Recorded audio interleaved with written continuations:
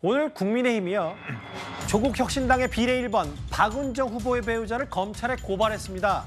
다단계 사건 수임료 22억 원이 사실상 범죄 수익 아니냐는 주장인 건데요.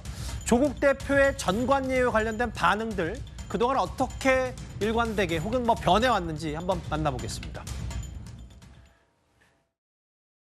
전관 예우 이런 말 많이 돌지 않습니까?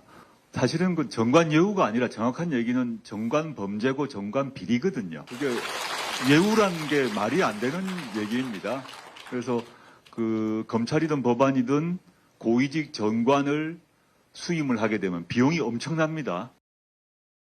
그분들이 윤석열 검찰 체제로부터 혜택을 받았다고 보이지 않습니다. 전관예의 개념은 뭐냐 하면 고위검사를 하고 난데 옷을 벗어서 자기 그 검찰 조직에 비공식적 네트워크를 통해 가지고 수임받은 고객을 위해서 이익을 보는 거 아닙니까? 제가 아는 바로는 수임 계획서를 다 쓴 것 같고 박은정 후보를 털고 털다가 털 게 없으니 배우자인 이종근 변호사를 터는 것 같습니다. 수임료가 높은 게 사실이고 박은정 후보의 배우자께서 국민의 눈높이에 맞지 않다는 점에서 사과를 했고 자기가 맡은 수임을 모두 그만두겠다 입장 표명을 했습니다.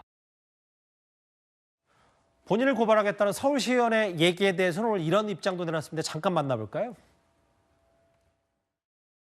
감옥 가야죠. 방법이 없죠. 감옥 가야 되고 실형 2년이 그대로 유지될지 일부 파기가 되어서 감형될지는 모르겠습니다. 그러면 가서 그동안 재판 받느라고 어떤 정치하느라고 못 읽었던 책 읽고 푸시업하고 스쿼트하고 플랭크하고 건강관리 열심히 해서 그 기간 나와야 되죠. 더 이상 그 점에서 박은정 후보 배우자 이종근 변호사가 그 부분은 당에서 입장을 밝힐 거고요. 그리고 이미 수차례 대표께서 직접 입장을 밝혔기 때문에 그 부분에 대해서는 추후에 다시 답변하는 걸로 하겠습니다. 오늘 그 서울시의원이 대표님 고발한다고. 저를요? 네. 웃음으로 대신합니다. 다시 한번. 웃음으로 대신하겠습니다. 서울시의원이 저를 고발한다는 질문이죠? 네, 마음대로 하시면 좋을 것 같습니다. 일단 국민의힘이 오늘 그 박은정 후보의 배우자 이종근 변호사를 22억 다단계 변호한 거 범죄 수익 가져간 거 아니냐 이렇게 고발을 했어요. 이 지금 범죄수익은닉규제법에 따르면 예. 정을 알면서 그러니까 범죄 수익이라는 것을 알면서 이 수익을 수수한 자에 대해서는 3년 이하의 징역 또는 2천만 원 이하의 벌금형에 처한다고 규정을 하고 있습니다.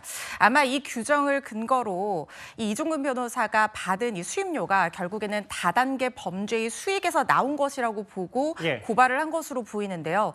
물론 이종근 변호사가 고액의 수임료를 받은 것이 정관예우 그러니까 어떤 이전의 어떤 경력이나 이력을 부당하게 이용해서 과도하게 높은 수임료를 받은 부분에 있어서 법률 시장을 교란한다는 정관예우의 범위에 어느 정도 포함이 된다는 생각이 들기도 합니다만은 그렇다 하더라도 이 수임료를 받은 것 자체가 그 범죄 수익에서 바로 나온 것이 입증이 되지 않는 이상 이 죄를 가지고 처벌까지 이어지기는 조금 어려운 부분이 있어 보이는 측면이 있고요. 합리적 의심 없을 정도로 수임료를 받았다는 사실만 가지고 이 처벌 대상이 된다고 보기에는 좀 다소 어려운 부분이 있어서 이거는 법원의 판단을 좀 받아봐야 될 것 같습니다. 최 교수님, 근데 조국 대표가 미묘한 얘기를 해서 전관예우 계속 비판받으니까 전관예우 따지기 전에 국민 눈높이 안 맞는다. 그러니까 본인 생각해도 좀 전관예우로 비춰질 소질은 있다.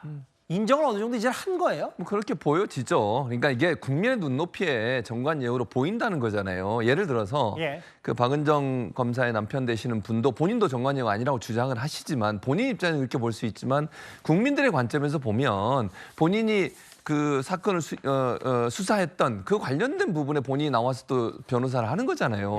그거는 누가 봐도 연관성이 있다고 볼 수밖에 없어요. 그러니까 이거는 전관예우냐 아니냐 따지는 건 법으로 규정할 수 있는 문제가 아니잖아요. 이거는 국민의 시선과 국민이 보는 관점에서 정할 수밖에 없는 것이기 때문에 조국 이제 대표도 그런 부분을 계속 밀고 나가는 것이 부담스러웠을 거예요. 제가 볼 땐 그렇고 그런 점에서 본다면 전관예우에 대해서 일정 부분 인정한다. 국민의 눈높이에 맞지 않다는 것이 결국 전관예우의 틀 안에 포함시킬 수 있다. 이렇게 해석하는 게 맞다고 생각합니다. 지금 당선이 꽤 유력해 보이는 비례대표 1번 박은정 후보에 대한 논란이 커지는데 조국 대표도 매일매일 입장을 내고 있긴 한데 오늘 미묘하게 전관예우 관련 입장이 다소 바뀐 거 아니냐는 취재까지 저희가 두 분과 만나봤습니다. 알겠습니다.